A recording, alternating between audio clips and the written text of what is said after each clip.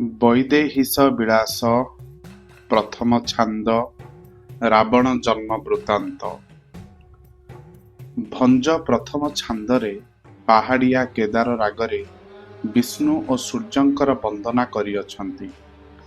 ଜଗତ ନିୟନ୍ତା ଜଗଦୀଶ୍ୱର ପ୍ରଭୁ ବିଷ୍ଣୁ ଏ ଜଗତର ପାଳନକର୍ତ୍ତା ଓ ଶ୍ରୀରାମ ସୂର୍ଯ୍ୟବଂଶର ଅଂଶ ବିଶେଷ। ଏଣୁ ସେ ବିଷ୍ଣୁ ଓ ସୂର୍ଯ୍ୟଙ୍କୁ ଏକ ସଙ୍ଗେ ସ୍ତୁତି କରି କାବ୍ୟ ଆରମ୍ଭ କରିଅଛନ୍ତି। ଭାଗ୍ୟକୁ ରାମ ତାରକ ମନ୍ତ୍ର ଗ୍ରହଣ କରି ସେହି ତାରକ ମନ୍ତ୍ର ପ୍ରସାଦରୁ ସୀତାରାମଙ୍କ ଚରିତ ଗୀତରେ ବିରଚନା କରିବାର କବିତ୍ୱ ସ୍ଫୁରିତ ହୋଇଛି ବୋଲି ସେ ସ୍ୱୀକାର କରିଛନ୍ତି। ଭାରତବର୍ଷରେ ବହୁ ରାମାୟଣ ରଚନା ହୋଇଥିଲେ ବି ଜୁଳୁଜୁଳିଆ ପୋକର ଜ୍ୟୋତି ନେଇ ଉଜ୍ଜ୍ୱଳ ତାରକାମାନଙ୍କ ନିକଟରେ ଉଦ୍ଭାସିତ ହେବାର ଅପଚେଷ୍ଟା କରୁଛି ବୋଲି ସେ ନିଜର ନ୍ୟୁନତା ପ୍ରକାଶ କରିଅଛନ୍ତି। ବାଲ୍ମୀକି, ବ୍ୟାସ, ମହାନାଟକର ରଚୟିତା ହନୁମାନ, କାଳିଦାସ ଓ ଭୋଜରାଜଙ୍କର ରାମାୟଣ ଓ କୃପାସିଦ୍ଧା ବଳରାମ ଦାସଙ୍କ ରାମାୟଣ ବିରଚନା ପରେ ସେ ବୈଦେହୀଶ ବିଳାସ ରଚନା କରିବାର ଧୃଷ୍ଟତା କାହିଁକି କରୁଛନ୍ତି ତାର ବିଚାର ବାଢ଼ିଛନ୍ତି। ବାଲ୍ମୀକି ବ୍ୟାସ କବି ଯହିଁରେ ମହାକାବ୍ୟକେ ପୁରାଣ କରେ, ମହାନାଟକ ବାତ ସୂତରେ ହେଲେ ରଚିତା।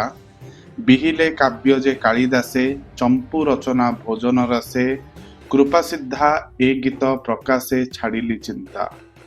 ବିବେକ ହିଁ ଉଦୟ ଏମନ୍ତ ଧ୍ୟାଇ, ବ୍ୟୋମେ ତାରକା ଯେବେ ଝଲୁସି ଥାଇ। ବିଭାବରୀରେ ଜ୍ୟୋତି ରିଙ୍ଗଣ ଗଣ, ଜ୍ୟୋତିକି ଦେଖାନ୍ତି ପୁଣ, ସୁଜନେ ସାବଧାନରେ ଶୁଣ ଛାନ୍ଦ ରଚଇ। ବିଦ୍ୟୁତ୍କେଶ ରାକ୍ଷସ ବଂଶରେ ମାଳି, ସୁମାଳି ଓ ମାଲ୍ୟବନ୍ତ ନାମରେ ତିନି ପୁତ୍ର ଲଙ୍କାରେ ବାସ କରୁଥିଲେ। ସେମାନେ ସ୍ୱର୍ଗ ଲୁଟିବା ପରେ ସ୍ୱୟଂ ବିଷ୍ଣୁ ମାଳି ଓ ମାଲ୍ୟବନ୍ତ ରାକ୍ଷସକୁ ବଦ୍ଧ କରି ଶଙ୍ଖନାଦ କଲେ। ସୁମାଳି ଭୟ ପାଇ ଅନ୍ତରିତ ହେଲା। ରାକ୍ଷସମାନେ ଲଙ୍କାଗଡ଼ ତ୍ୟାଗ କରି ପାତାଳରେ ଲୁଚିବା ପରେ ମୁନି ଋଷିମାନେ ଆସି ଲଙ୍କାରେ ବସବାସ କଲେ। ଲଙ୍କାର ଅଦୂରରେ ଥିବା ସୁବଳ ପର୍ବତର ନିମ୍ନ ଦେଶରେ ଗୋଟିଏ ବୃକ୍ଷ ମୂଳକୁ ଉତ୍ତମ ସ୍ଥାନ ମନେକରି ବିଶ୍ରବା ଋଷି ସେଠାରେ ବାସ କଲେ। କେତେ ଦିନ ପରେ ସୁମାଳି ଏକଥା ଜାଣି ତାର ଦୁହିତା ନିକଷାକୁ ବିଶ୍ରବାଙ୍କ ପାଖକୁ ପଠାଇଲା। ବିଶ୍ରବା ନିକଷା ପ୍ରତି ଆସକ୍ତ ହୋଇ ତାକୁ ବିବାହ କଲେ। ତା ଗର୍ଭରୁ ତିନି ପୁତ୍ର ଓ ଏକ କନ୍ୟା ଜାତ ହେଲେ। ପ୍ରଥମ ପୁତ୍ର ଦଶାନନ ରାବଣ, ଦ୍ୱିତୀୟ ପୁତ୍ର କୁମ୍ଭକର୍ଣ୍ଣ ଓ ତୃତୀୟ ପୁତ୍ର ବିଭୀଷଣ। କନ୍ୟାର ନାମ ହେଲା ସୁପର୍ଣ୍ଣଖା। ପୁତ୍ରମାନେ ବଡ଼ ହୁଅନ୍ତେ ତିନି ଲୋକରେ ହାହାକାର ପକାଇଲେ ଓ ଯଥେଷ୍ଟ ଉପଦ୍ରବ କଲେ। ରାବଣ ଆପଣର 10 ମୁଣ୍ଡମାନଙ୍କୁ ପ୍ରଚଣ୍ଡ ଅନଳରେ ଦଗ୍ଧ କରି ଲଲାଟ ଲିଖନ ପାଠ କଲା। ଲଲାଟରେ ଭଲ ଲେଖା ନାହିଁ ଜାଣି ନିଜ ଭୁଜକୁ ଦଣ୍ଡ, ମୁଣ୍ଡକୁ ତୁମ୍ବି, ଶିରାକୁ ତାର କରି ସେଇ ବୀଣାରେ ବ୍ରହ୍ମାଙ୍କୁ ତପସ୍ୟା କଲା। ବ୍ରହ୍ମା ସନ୍ତୁଷ୍ଟ ହୋଇ ଆସି କହିଲେ, ତୁ 56 ଗଣ୍ଡା ଯୁଗ ଯାଏ ବଞ୍ଚିବୁ, ତୁ ତ୍ରିପୁର ଜୟୀ ହେବୁ, ମାତ୍ର ସୀତାହରଣ ତୋର ମରଣର କାରଣ ହେବ।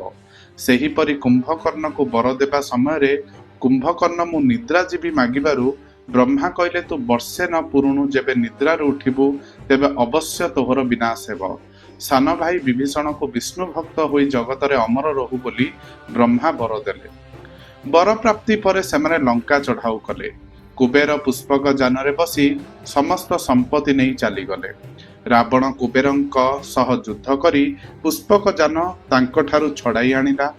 ରାବଣ ସୁନ୍ଦରୀ ସ୍ତ୍ରୀମାନଙ୍କ ସହ ରମଣ କରି ଲଙ୍କାରେ ଅୟସ କଲା। ତାର ଜ୍ୟେଷ୍ଠ ପୁତ୍ର ମେଘଗର୍ଜନ କରି ଜନ୍ମ ହେବାରୁ କାର୍ତ୍ତିକେୟ ମୟୂର ପିଠିରୁ ତଳେ ପଡ଼ିଗଲେ। ଏଣୁ ତାର ନାମ ଦିଆଗଲା ମେଘନାଦ। ରାବଣ ଶିବଙ୍କର କୈଳାସ ପର୍ବତକୁ ଫୁଲ ପରି ଉପାଡ଼ିଲା ବେଳେ ଭୟ ପାଇ ମହାଦେବ କହିଲେ, ମୁଁ ତ ଈଶ୍ୱର, ତୁ ରାବଣେଶ୍ୱର। ମୋର 5 ବଦନ, ତୋର 10 ବଦନ। ମୋର 15 ଆଖି, ତୋର 20 ଆଖି। ରୌପ୍ୟମୟ କୈଳାସ ମୋର ଆବାସ, କିନ୍ତୁ ସ୍ୱର୍ଣ୍ଣମୟ ଲଙ୍କା ତୋର ଆବାସ। ତୋର ବିଭୂତି, ତୋର ଐଶ୍ୱର୍ଯ୍ୟ, ମୋର ବିଭୂତି ଏଇ ପାଉଁଶ ମୁଠାଏ। ଏଣୁ ତୋ ତୁଳନାରେ ମୁଁ କିଛି ନୁହେଁ। ବାସ୍ତବରେ ରାବଣ ପୃଥିବୀରେ ଯେତେ ଯେତେ ରାଜା ଥିଲେ ତାଙ୍କୁ ପ୍ରଜା କରି ନିଜର ବାହୁ ପ୍ରତାପରେ ଅଜୟ ବୀର ରୂପେ ପରିଗଣିତ ହେଲା। ପାତାଳରେ ଥିବା ରାଜା ବଳିଙ୍କର ବନ୍ଧନ ଫେଡ଼ିବାକୁ ସାହସ କଲା। କୋଟି ସିଂହ ପରାକ୍ରମୀ ବାଳିକୁ ଧରିବାକୁ ଇଚ୍ଛା କଲା। ନର୍ମଦା ନଦୀରେ ସ୍ନାନ କାଳରେ ନଦୀର ଓଲଟ ବହିବା ଦେଖି ସହାସ୍ରୁଜନ ସହ ବିବାଦୀ ହେଲା। ଅବଶ୍ୟ ସହାସ୍ରୁଜନ ଦ୍ୱାରା ବନ୍ଦୀ ହେଲା। ସହାସ୍ରୁଜନ ତାକୁ ଖଡ୍ଗରେ ହାଣନ୍ତେ ଛିଡ଼ିଲା ନାହିଁ, ଅନଳରେ ପୋଡ଼ନ୍ତେ ଦଗ୍ଧ ହେଲା ନାହିଁ, ଜଳରେ ପକାନ୍ତେ ବୁଡ଼ିଲା ନାହିଁ। ଏହା ଦେଖି ସେ ଯେ ରାବଣ ବରରେ ବଳିୟାନ ଏହା ଜାଣିପାରିଲା। ରାବଣ ସ୍ୱର୍ଗକୁ ଗୌଡ଼ ସାହି ଓ ପାତାଳପୁରକୁ ଶବର ସାହି ପରି ମନେ କଲା। ରାବଣ ଅଟ୍ଟାଳିକାର ପତାକା ଆଉ ଏତେ ଉଚ୍ଚରେ ଉଡ଼ିବାରୁ ଇନ୍ଦ୍ର ଭୟ କଲେ। ସୂର୍ଯ୍ୟ ମଧ୍ୟ ଆକାଶରେ ଗତି କଲାବେଳେ କାଳେ ତାଙ୍କ ରଥ ସେ ପତାକାରେ ବାଜି ଚୂନା ହୋଇଯିବ, ସେଇ ଭୟରେ ସେ ଦକ୍ଷିଣାୟନ ଓ ଉତ୍ତରାୟଣ ଗତି କରି ନିଶ୍ଚିନ୍ତ ହେଲେ। ଶେଷରେ ସେ ନୀଳାଚଳନାଥ ଶ୍ରୀ ଜଗନ୍ନାଥଙ୍କୁ ଧ୍ୟାନ କରି ଏହି ଛାନ୍ଦ ସମାପନ କରିଛନ୍ତି। କବିର କଳ୍ପନା ସୀମାହୀନ, ସସୀମରେ ଅସୀମର ସନ୍ଧାନ। କବି କଳ୍ପନା ବିଳାସରେ ଏତେ ବ୍ୟାପକ ଚିନ୍ତା ରାଜ୍ୟରେ ବିଚରଣ କରେ, ଯାହାର ସୀମା ସରହଦ ପାଠକର ଭାବନା ରାଜ୍ୟକୁ ଅଧିକ ବ୍ୟାପକ ଓ ପରିବ୍ୟାପ୍ତ କରେ।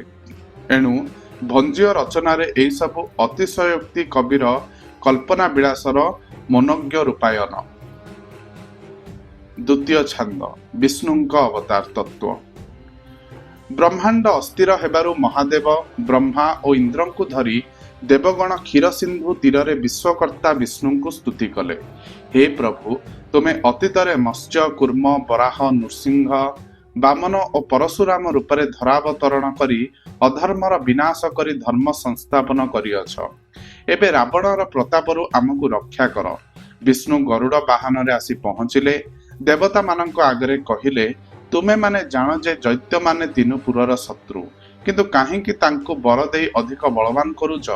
ବିଷ୍ଣୁଙ୍କର ଆକ୍ଷେପ ଶୁଣି ବ୍ରହ୍ମା କହିଲେ, ଆପଣଙ୍କର ନୂଆ ନୂଆ ଅବତାର ଦେଖିବାର ଇଚ୍ଛା ନେଇ ମୁଁ ରାବଣଙ୍କୁ ବର ଦେଇ ବଳିୟାନ କରିଛି। ଶେଷରେ ଦେବତାମାନଙ୍କ ଅନୁରୋଧରେ ବିଷ୍ଣୁ ରାମରୂପ ଧାରଣ କରିବାକୁ ରାଜି ହେଲେ। ଯୋଉ ରାମ ମୂର୍ତ୍ତି ଦେଖିବାକୁ ବିରୂପାକ୍ଷ ତିନି ଆଖି ଧରି ଅପେକ୍ଷା କରିଛନ୍ତି ଓ ବ୍ରହ୍ମା ପଞ୍ଚମୁଖରେ ସ୍ତୁତି କରୁଛନ୍ତି, ସେହି ରାମରୂପ ନେଇ ନିଜ ଅଂଶମାନଙ୍କ ସହ ଜନ୍ମ ନେବାର ସ୍ୱୀକୃତି ଦେଲେ ବିଷ୍ଣୁ। କିନ୍ତୁ କହିଲେ, ବହିବି ନାହିଁ ମୁଁ ଅରି ଅରି ମାରଣରେ, ବିରାଜମାନ ବିରାଜ ନଚଢ଼ି ରଣରେ, ବନୌକ ପ୍ରବଳ ବଳ ସଙ୍ଗ ହେବେ ହେଳେ, ବୋଲିଣ ଅନ୍ତର ଯେ ଅନ୍ତର୍ଯ୍ୟାମୀ ହେଲେ। ଶଙ୍ଖଚକ୍ର ବହନ ନ କରି ଗରୁଡ଼ ସ୍କନ୍ଦରେ ବିରାଜମାନ ନ ହୋଇ କେବଳ ମର୍କଟମାନଙ୍କ ସଙ୍ଗରେ ମୁଁ ରାବଣର ପ୍ରତାପ ନଷ୍ଟ କରିବି। ଏହା କହି ବିଷ୍ଣୁ ବିଦାୟ ନେଲେ। ପୃଥିବୀ ବକ୍ଷରେ ଋଷିମାନେ ଚାତକ ପରି ଅପେକ୍ଷାରେ ରହିଲେ ସେହି ଅବତାରକୁ ଦର୍ଶନ କରିବାକୁ। ପ୍ରଭୁ କେଉଁଠି ଜନ୍ମ ନେବେ, କାହା ଘରେ ଜନ୍ମ ନେବେ, କେଉଁ ରାଜା ଘରେ ବା ଜଙ୍ଗଲରେ ଜନ୍ମ ନେବେ, ଏସବୁ ଚିନ୍ତାରେ ସେମାନେ ଆକୁଳିତ ହେଲେ। ଋଷିମାନଙ୍କ ସହ ମନ୍ତ୍ରୀ ସୁମନ୍ତ୍ର ଏହି କଥା ପଚାରିବାରୁ ଋଷି ସନତ କୁମାର ପ୍ରସନ୍ନ ହୋଇ କହିଲେ, ପ୍ରଭୁ ସୌନ୍ଦର୍ଯ୍ୟମୟ ନଗର ଅଯୋଧ୍ୟାରେ ଦଶରଥଙ୍କର ପୁତ୍ର ଭାବେ ଜନ୍ମ ନେବେ। ଏକଥା ଶୁଣି ସୁମନ୍ତ୍ର ରାଜା ଦଶରଥଙ୍କୁ ଜଣାଇଲେ। ତୁଷାର୍ତ ଚାତକ ମେଘଧ୍ୱନି ଶୁଣି ଖୁସି ହେଲା ପରି ସନ୍ତାନହୀନ ଦଶରଥ ଆନନ୍ଦରେ ବିଭୋର ହେଲେ। ଏହି ସମୟରେ ବାମଦେବ ଜାବାଳି ଓ ବଶିଷ୍ଠ ସେଠାରେ ଉପଗତ ହେଲେ। ଦଶରଥଙ୍କ ଠାରୁ ତାଙ୍କର ଖୁସିର କାରଣ ଜାଣି ବଶିଷ୍ଠ କହିଲେ, ଏକଥା ତ ମୁନି ବାଲ୍ମୀକି ତାଙ୍କ ଭବିଷ୍ୟ ପୁରାଣରେ ପୂର୍ବରୁ ଲେଖି ଅଛନ୍ତି। ଆଉ ମଧ୍ୟ ବିଷ୍ଣୁ ବୈକୁଣ୍ଠପୁରକୁ ଶୂନ୍ୟ କରି ପୂର୍ଣ୍ଣାବତାର ହେବେ, ଏହା ବେଦଶାସ୍ତ୍ରରେ ଶୁଣାଅଛି। ମୁନିଙ୍କର ବାଣୀ ରାଜା ଦଶରଥଙ୍କ ଚିତ୍ତରୂପକ ଚନ୍ଦ୍ରକାନ୍ତ ମଣିକୁ ଚନ୍ଦ୍ର ପରି ତରଳାଇ ଦେଲା। ସେହିଦିନୁ ସେ ବୈଷ୍ଣବ, ବ୍ରାହ୍ମଣ ଓ ଦେବତ୍ୱ ଗଣଙ୍କୁ ପୂଜା କରି ସେମାନଙ୍କ ଆଶିଷ ମାଗିଲେ। ତୃତୀୟ ଛାନ୍ଦ ସୀତାଙ୍କ ଜନ୍ମ। ଏହି ଛାନ୍ଦ ସୀତାଙ୍କର ଜନ୍ମ ବୃତ୍ତାନ୍ତରୁ ଆରମ୍ଭ ହୋଇଛି। ରାଜଶ୍ରୀ ଜନକ ଯଜ୍ଞଶାଳା କରିବା ପାଇଁ ଭୂମି ଚାଷ କରୁଥିବା ସମୟରେ ଅପ୍ସରୀ ମେନକା ଅଭିଶାପରୁ ମୁକ୍ତି ପାଇ ବିମାନରେ ବସି ଆକାଶ ମାର୍ଗରେ ଗତି କରୁଥିଲେ। ମେନକାର ସୌନ୍ଦର୍ଯ୍ୟର ଅଭିଭୂତ ନିଃସନ୍ତାନ ରାଜା ଜନକ ମନେ ମନେ ଭାବିଲେ, ଏ ମୋର କନ୍ୟା ହୁଅନ୍ତା କି? ଆକାଶରୁ ବାଣୀ ଶୁଣିଲା, ଏଇକ୍ଷଣି ତୁମେ ଗୋଟିଏ ବାଳିକା ପ୍ରାପ୍ତ ହେବ। ପର୍ବତରୁ ପାର୍ବତୀ ଜାତ ହେଲା ପରି ମେଘରେ ବିଦ୍ୟୁତ୍ ପ୍ରକାଶ ପାଇଲା। ପୃଥ୍ୱୀରୁ ସେ କନ୍ୟା ଜନ୍ମ ନେବ। ଆନନ୍ଦିତ ଜନକ ଲଙ୍ଗଳାଗ୍ରରେ କିଛି କଠିନ ବସ୍ତୁ ବାଜିବାର ଅନୁଭବ କରି ଦେଖନ୍ତେ ଏକ ମନୋହର ପେଢ଼ି ମିଳିଲା। ସେହି ପେଢ଼ି ଭିତରେ ଅପୂର୍ବ ସୁନ୍ଦରୀ କନ୍ୟାଟିଏ ଶାୟିତ ଥିଲା। ଜନକ ତାକୁ କୋଳ କରି ଅତ୍ୟନ୍ତ ପୁଲକିତ ହେଲେ। ସଙ୍ଗରେ ଥିବା ଋଷିମାନେ ତାର ନାମକରଣ କଲେ। କିଏ କହିଲା ଲଙ୍ଗଳ ଯୋଗେ ଜାତ ହୋଇଥିବାରୁ ସେ ସୀତା, आउ किए कहिला पृथ्वी जात होइथिबारु से पार्थवी, किए कहिला मिथिलापुरर शोभाकारिणी एणु मैथिली, अन्य किए कहिला विदेह देशरे उद्भव होइथिबारु से वैदेही। अन्य जने ऋषि कहि पकाइले जे ए जनक ऋषिंक कन्या एणु जानकी। प्रत्येकटी नामकरण जातर्थ्य दर्शाई भंज सीतांकर बाल्य कैशोरर मनोरम चित्र और क्रियाकलाप मान सुंदर भावे वर्णना करछंती।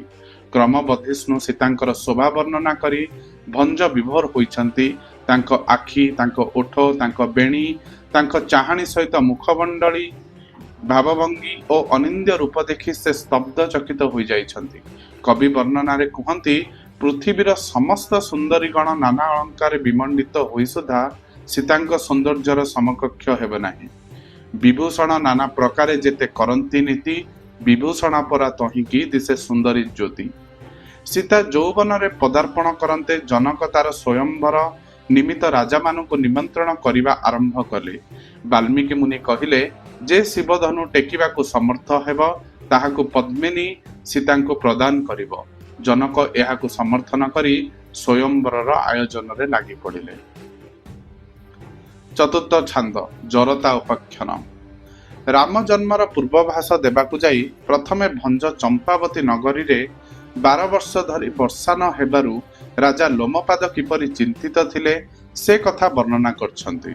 लोमपाद जानिथिले जे मुनि ऋषिगण आसिले चंपावती नगरी रे वर्षा हेबो। एणु राजांक निर्देश रे एक पंचरत्न थाली बुलाई लोमपादंकु जिए आनी पारिबो से रत्नर अधिकारी हेबो बोली कुहागला। ख्यातनाम बेश्या जरता से पंचरत्न थाली को आग्रहर सहित नहीं बनरु ऋष्य शृंग को आनिबार शपथ नेला। जरता 12 जन बेश्यांकु नहीं अनुकूल आरंभ कला एक नौकारे। सेतेबेले जनपद खूब कम और जंगल बेसी घंच थिबारु जलपथ ही सुविधाजनक थिला। नौकाटी को ऋष्य शृंग आश्रम रे अनति दूर रे रखी जरता व्यतीत अन्य बेश्या माने तपोवन रे प्रवेश कले। आजन्म ब्रह्मचारी मुनिश्रेष्ठ ऋष्य शृंग कौनसी एक वृक्ष को आउजी बसिथिले। एमानंकु मध्य मुनि भावी आसन देई बसाइले। एहिपरि उपेन्द्र भंज मुनि और कामिनी मानक साम्य वैषम्य दर्शाई उक्ति प्रत्युक्ति जरिया एक चमत्कार दृश्यर अवतारणा करिसंती। बिटपिकी मुनिमणि आउजी जे थिले, बिटपिंकी मुनिमणि संभावना कले। बसाई आसने पूछे काहीं तपी गण, बस मठ करी कह मठ न करिण। बखाण की मंत्र को जप करी जाण, विष्णु शिव सेवा काहा भावरे निपुण। ऋषिंक प्रश्नर उत्तर रे बेश्या माने कहंती, तुम्भे बनरे बास कर आम्भे बनी रे, तुमे राम जप कर आमी काम जप करू। आम देवता शिवं को आम बक्षरे धारण करिछु। आमरे भस्म बोली कही बेश्यागण कर्पूर धूली ऋषिंक शरीर रे बोली देले। ऋषि सेमानकु जाति पचारिबारु उत्तर मिलिला, तुमे विप्र आमे विप्र लब्धा। एहिपरि आनंद रे समय बही जिबा परे संध्या आसीगला। बेश्या माने एथर जिबाकू बाहरिले। मुनि तांकु नौका पर्यंत छाड़िबाकू आसिले। विभांडक ऋषि तपस्या स्थानरु फेरी ऋष्य शृंगक देहरु बाहरुथिबा बासशृंगी पचारंते ऋष्य शृंग समस्त घटना अति सरल भावरे कही गले। पिता तांकु बारण करी कहिले, सेमाने राक्षसी ऋषि मानकु मारी खांती, एणु सेमानकटु दूररे रहिबा उचित। किंतु ऋष्य शृंग सोइबा बेलरे भी केवल सेई बेश्या मानकु स्वप्नरे देखिले। परदिन सकाळु पिता पुणी तांको तपस्थल को जिबा परे ऋषि शृंग आतुर होई पड़िले सेमानक अपेक्षारे। काम सराघातरे पागल परी होई से निजको निजे कहिबाकू लागिले, विलंब काहींकी करूच, शीघ्र आस। से पुणी गछ चढ़ी सेमानक आसीबा पथकू चाहि रहिले। बेश्या माने एहा देखि ऋषि जे सेमानकर बस होई पारिछंती ए कथा जानिले। काम मोहिनी बेश्या माने ऋषिंको कहिले, आम्भ मानकर गुरु जरता आपणंकु देखिबा पई अपेक्षा करिसंती। आपण आम संगे आम कुड़िया को विजय करंतु। ऋष्य शृंग सेमानंक संगे नौका को विजय कले। समस्त ऋषिंक पदधौत कले। जरता तांकु सम्मोहित करी चंपावतीपुर को घेनी आसिले। एठारे उपेन्द्र नौका को श्री जगन्नाथंक रथ सह और ए यात्रा को रथयात्रा सह तुलना करछंती। चंपावती नगर रे पहुंचिबा परे ऋषि झर जल खोजिबारु वर्षा हैला। एहा देखि ऋष्य शृंग ऋषि आसीथिबा जानी लोमपाद राजा संतुष्ट हेले ओ से निजे ऋषि को पाछोटी नेबाकू आसिले। ऋष्यଶୃଙ୍ଗ ଲୋମପାଦ ରାଜାଙ୍କୁ ପୁତ୍ରବାନ ହେବାକୁ ବର ଦେଲେ। ଏଣୁ ରାଜା ଲୋମପାଦ ପୁତ୍ରେଷ୍ଟି ଯଜ୍ଞ କଲେ। ଆଜନ୍ମ ବ୍ରହ୍ମଚାରୀ ଋଷ୍ୟଶୃଙ୍ଗ ବେଶ୍ୟାମାନଙ୍କ ଗହଣରେ ସେହି ନୌକାରେ ଆନନ୍ଦରେ ସ୍ୱଳ୍ପ କାଳାତୀପାତ କଲେ। ଏ କଥା ଶୁଣି ସୂର୍ଯ୍ୟବଂଶୀୟ ରାଜା ଦଶରଥ ଚମ୍ପାବତୀ ପୁରରେ ପ୍ରବେଶ କରି ଋଷିଙ୍କୁ ସାକ୍ଷାତ କଲେ। ଋଷି ପଚାରିଲେ, ରାଜନ୍, ସବୁ କୁଶଳ ମଙ୍ଗଳ ତ? ଦଶରଥ ଉତ୍ତର ଦେଲେ, ଆପଣ ତ ସର୍ବଜ୍ଞାତା, ଏପରି କାହିଁକି ପଚାରୁଛନ୍ତି? ଋଷ୍ୟଶୃଙ୍ଗ ତପୋବଳରେ ଜାଣିଲେ ଯେ ଦଶରଥ ପୁତ୍ରାର୍ଥୀ। ଏହି ସମୟରେ ଜରତା କହିଲା, ମହାରାଜ, ସେ ତ ଆପଣଙ୍କୁ ପୁତ୍ର ପ୍ରାପ୍ତିର ବର ପ୍ରଦାନ କରିବେ, କିନ୍ତୁ ତା ପୂର୍ବରୁ ଆପଣ ତାଙ୍କ ସହିତ ଆପଣଙ୍କ ସୁନ୍ଦରୀ ଶିରୋମଣି କନ୍ୟା ଶାନ୍ତାଙ୍କୁ ବିବାହ ଦିଅନ୍ତୁ। ପଞ୍ଚମ ଛାନ୍ଦ, ରାମ ଜନ୍ମ।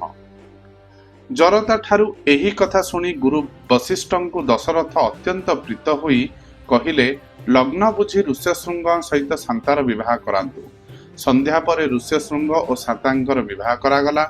ଭଞ୍ଜ ଏଠାରେ ହସ୍ତଗଣ୍ଠି ପଡ଼ିବା ପରେ କୁହନ୍ତି, ଦଶରଥ ଶଙ୍ଖରେ ପାଣି ଟେକି ଶଙ୍ଖ, ରତ୍ନ, ସବଚ୍ଛାଦେନୁ ଓ ପାଟଯୋଡ଼ ଯୌତୁକ ଦେଇ ବିବାହ କରାଇଲେ। ଏଠାରେ କବି ଋଷ୍ୟଶୃଙ୍ଗ ଓ ଶାନ୍ତାଙ୍କୁ ବ୍ରହ୍ମା ଓ ସାବିତ୍ରୀଙ୍କ ପରି ଦେଖାଯିବାର ବର୍ଣ୍ଣନା କରିଛନ୍ତି। ପରଦିନ ସକାଳେ ବ୍ରହ୍ମଜ୍ଞାନୀ ଋଷି ପୁତ୍ରେଷ୍ଟି ଯଜ୍ଞ କରାଇ ରାଣୀମାନଙ୍କୁ ବ୍ରତନିଷ୍ଠ କରାଇଲେ। ହୋମାଗ୍ନି ଓ ଧୂଆଁ ଆକାଶ ପର୍ଯ୍ୟନ୍ତ ପରିବ୍ୟାପ୍ତ ହେଲା। ହୋମକୁଣ୍ଡରେ ସ୍ୱୟଂ ବିଷ୍ଣୁ ଆବିର୍ଭୂତ ହେଲେ।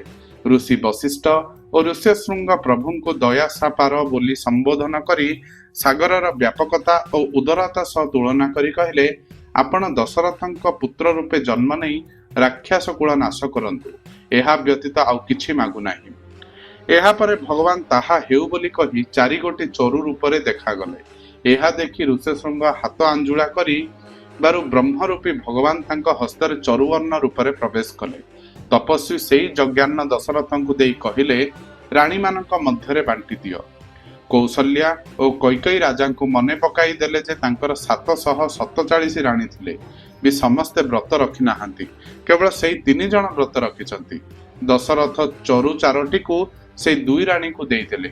କୌଶଲ୍ୟା ଓ କୈକେୟୀ ଗୋଟିଏ ଗୋଟିଏ ଚରୁ ଗ୍ରହଣ କରି ଅନ୍ୟ 2ଟିକୁ ସୁମିତ୍ରାଙ୍କୁ ଦେଇଦେଲେ। ଦଶରଥ ଏଥିରେ ଅତ୍ୟନ୍ତ ସନ୍ତୁଷ୍ଟ ହେଲେ। ଋଷିଶୃଙ୍ଗ ପ୍ରିୟା ଶାନ୍ତାକୁ ନେଇ ଶୋଇ ତପୋବନକୁ ଗମନ କଲେ ଓ ଏପଟେ 3 ରାଣୀ ଗର୍ଭଭାରରେ ଦିନକୁ ଦିନ ଅବଶ ହେଲେ। ରାଣୀମାନଙ୍କ ଆଚାର ବ୍ୟବହାର ଶରୀରର ଲକ୍ଷଣମାନ ବଦଳିବାକୁ ଲାଗିଲା। ଅରୁଚି ଆକ୍ରମଣ କଲା। ଚୈତ୍ର ମାସର ବାସନ୍ତୀ ଶୁକ୍ଳ ନବମୀ ତିଥିରେ ବିଷ୍ଣୁ 4ଟି ଦେହ ନେଇ ଅବତୀର୍ଣ୍ଣ ହେଲେ। କୌଶଲ୍ୟାଙ୍କ ଗର୍ଭରୁ ରାମ, କୈକେୟୀଙ୍କ ଗର୍ଭରୁ ଭରତ ଓ ସୁମିତ୍ରାଙ୍କ ଗର୍ଭରୁ ଲକ୍ଷ୍ମଣ ଓ ଶତ୍ରୁଘ୍ନ ଜନ୍ମ ନେଲେ। ଦଶରଥ ପୁତ୍ରର ନାଭିରୁ ଲମ୍ବିଥିବା ନାଡ଼କୁ ଦେଖି ବିଷ୍ଣୁଙ୍କର ପଦ୍ମନାଭ ନାମକୁ ସାର୍ଥକ ମନେ କଲେ। ନାଡ଼ି ଛେଦନ ପରେ ପୁତ୍ରମାନଙ୍କ ଦେହରୁ କସ୍ତୁରୀର ଗନ୍ଧ ପ୍ରସରିଗଲା। କବି ପଞ୍ଚୁଆତି ଓ ଷଠିଗରର ବର୍ଣ୍ଣନା କରି ସପ୍ତମ ଦିବସରେ ଉଠିଆରି କାର୍ଯ୍ୟ ସମ୍ପାଦନର କଥା ଉଲ୍ଲେଖ କରିଛନ୍ତି। 21 ଦିନ ସେହି ଶିଶୁ 4ଟି ଦୋଳିରେ ଶୋଇଲେ। ସେହିଦିନ ବ୍ରହ୍ମର୍ଷି ବଶିଷ୍ଠ ପୁତ୍ରମାନଙ୍କ ନାମକରଣ କଲେ। ପ୍ରଥମ ସନ୍ତାନ ନାମକରଣ କରି ତାଙ୍କୁ ରାମଚନ୍ଦ୍ର, ରାମଭଦ୍ର ବା ରଘୁବଂଶରେ ଜାତ ହୋଇଥିବାରୁ ରଘୁନାଥ ବା ରାଘବ ବୋଲି ଅଭିହିତ କଲେ। ଦଶରଥ ପିତା ହୋଇଥିବାରୁ ଏହାଙ୍କୁ ଦାଶରଥୀ ବି କୁହାଯିବ ବୋଲି କହିଲେ। କୈକେୟୀଙ୍କ ପୁତ୍ରକୁ ଦେଖି କହିଲେ ଯେ ଏ ସନ୍ତାନଟି ସର୍ବଦା ଶୁଭ କାର୍ଯ୍ୟରେ ରତ ରହିବ, ତେଣୁ ଏହାର ନାମ ଭରତ ହେଉ। ସୁମିତ୍ରାଙ୍କ 2 ସନ୍ତାନ ମଧ୍ୟରେ ଜ୍ୟେଷ୍ଠ ପାଖର ସୁଲକ୍ଷଣ ମାନ ଦେଖାଯାଉଥିବାରୁ ତାଙ୍କୁ ଲକ୍ଷ୍ମଣ ନାମରେ ଅଭିହିତ କଲେ ଓ କନିଷ୍ଠଟି କାର୍ତ୍ତିକେୟଙ୍କ ପରି ବୀର ହୋଇ ଶତ୍ରୁ ନାଶନ କରିବାର କ୍ଷମତା ରଖିଥିବାରୁ ତାକୁ ଶତ୍ରୁଘ୍ନ ନାମରେ ନାମିତ କଲେ। ଏ ଦୁହେଁ ସୁମିତ୍ରାଙ୍କ ପୁତ୍ର ହୋଇଥିବାରୁ ଉଭୟ ସୌମିତ୍ରୀ ନାମ ମଧ୍ୟ ଧାରଣ କରନ୍ତୁ ବୋଲି କହିଲେ।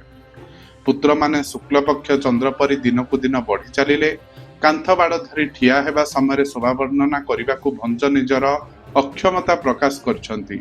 ଯେଉଁ ବିଷ୍ଣୁଙ୍କର ରୂପ ବର୍ଣ୍ଣନା କରିବାକୁ ଶ୍ରେଷ୍ଠ କବି ବ୍ରହ୍ମା ମଧ୍ୟ ସାହସ ନ କରି ମୁକ ହୋଇ ରୁହନ୍ତି, ତାଙ୍କର ଶୋଭା ଉପେନ୍ଦ୍ର ବା କିପରି ବର୍ଣ୍ଣନା କରିପାରିବେ?